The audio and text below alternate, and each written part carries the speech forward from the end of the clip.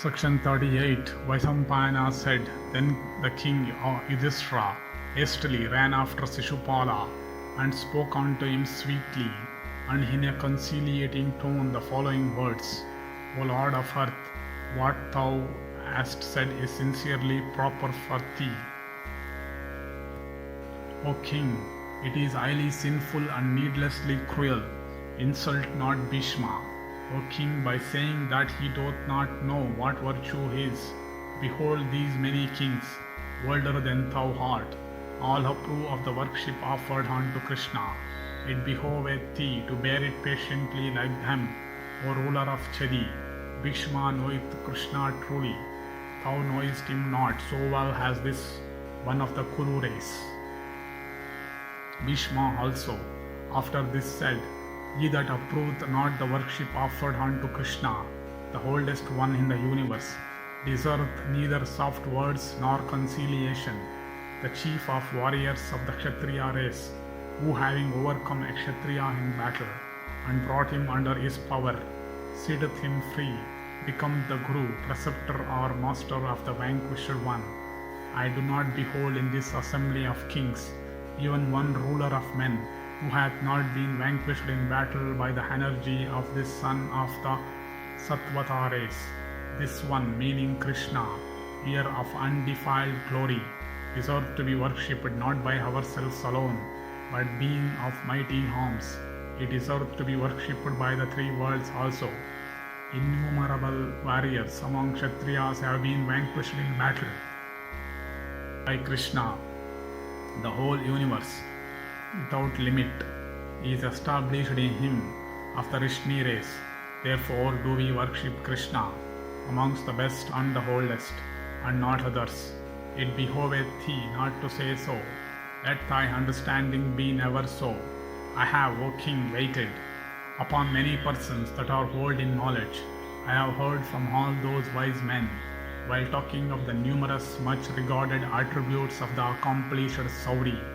I have also heard many times all the acts recited by people that Krishna of great intelligence hath performed since his birth. And O king of the Chedi, we do not from caprice or keeping in view our relationship or the benefits he may confer on us, worship Janardana, who is worshipped by the good on earth and who is the source of the happiness of every creature. We have offered unto him the first worship because of his fame, his heroism, his success.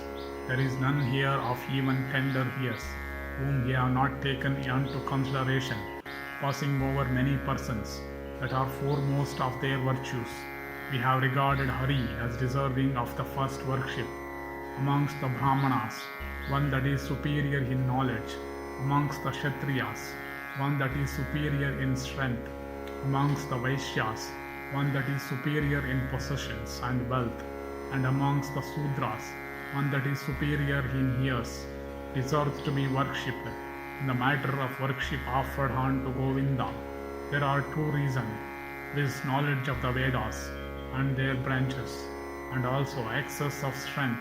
Who else is there in the world of men, save Keshava, that is so distinguished?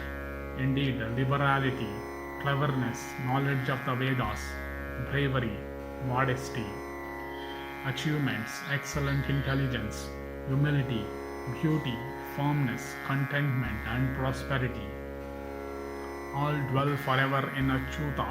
Therefore, ye kings, it behoveth ye to approve of the worship that hath been offered unto Krishna, who is of great accomplishments, who has the preceptor, the father, the Guru, is worthy of the Argya and deserving of everybody's worship. Rishikesha is the sacrificial priest, the Guru, worthy of being solicited to accept one's daughter in marriage. The Snataka, the king, the friend, therefore, hath Achyuta been worshipped by us. Krishna is the origin of the universe, and that in which the universe is to dissolve. Indeed, this universe of mobile and immobile creatures has sprung into existence from Krishna only. He is the unmanifest primal cause, Avyakta Prakriti, the creator, the eternal, and beyond the ken of all creatures. Therefore, doth he of unfading glory deserve highest worship. The intellect, the seat of sensibility, the five elements, air, heat, water, ether, earth, and the four species of beings, oviparous, viviparous, born of filthy, damp, and vegetal, are all established in Krishna. The sun, the moon, the constellations, the planets, all the principal directions, the intermediate directions, are all established in Krishna. As the Agnihotra is the foremost among all Vedic sacrifices, as the Gayatri is the foremost among mantras, as the king is the foremost among men, as the ocean is the foremost among all rivers, as the moon is the foremost among all constellations, as the sun is the foremost among all luminous bodies, as the Meru is the foremost among all mountains, as Gadura is the foremost among all birds, so as long as the upward, downward, and side way of course of the universe lasteth, Keshava is the foremost in all the worlds, including the regions of the celestials. This Sisupala is a mere boy, and hence he knoweth not Krishna, and ever and everywhere speaketh of Krishna thus. This ruler of Chadi will never see virtue in that light in which one that is desirous of acquiring high merit will see it. Who is there among the old and the young, or among these illustrious lords of earth, that doth not regard Krishna as deserving of worship, or that doth not worship Krishna? If Shishupala regardeth this worship as undeserved, it behoveth him to do what is proper in this matter. Thus ends the 38th section in the Hargya Harana Parva of the Sabha Parva.